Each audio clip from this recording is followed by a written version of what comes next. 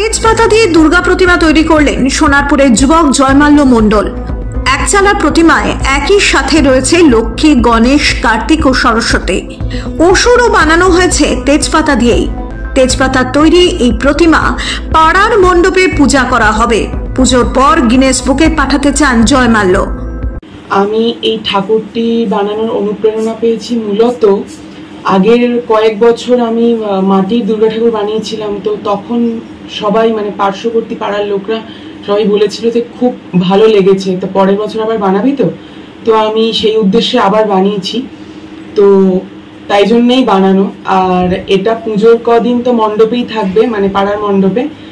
আর তারপরে এটা আমি ইন্ডিয়ান বুক অফ রেকর্ডসে দেব। সোনারপুর কলেজের ইতিহাস অনার্সের ছাত্র জয়মাল্য ছোটবেলা থেকেই পেন্টিং এবং নিজে হাতে কিছু বানানোর নেশা ছিল তার। নিজের খেয়ালে অনেক কিছু বানিয়েছে সে। এসব বানানোর ফাঁকে ফাঁকেই চলেছে পড়াশোনা। হঠাৎই বছর 3 আগে দুর্গাপুজোর সময় নিজেই মাটি দিয়ে দুর্গা প্রতিমা বানায়, যা দেখে চমকে গিয়েছিল এলাকার বাসিন্দারা।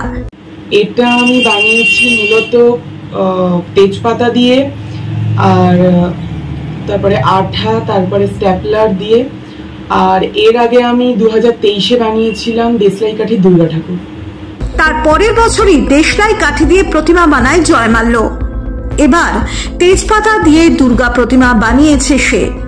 এলাকারই দোকান থেকে তেজপাতা কিনে এনে তা দিয়ে প্রতিমা বানায় জয়মাল্য। প্রতি বছরের মতো এবছরও জয়মাল্যর তৈরি এই প্রতিমায় পাড়ার ক্লাবে পুজো হবে। ব্যুরো রিপোর্ট, বাংলা দর্শন।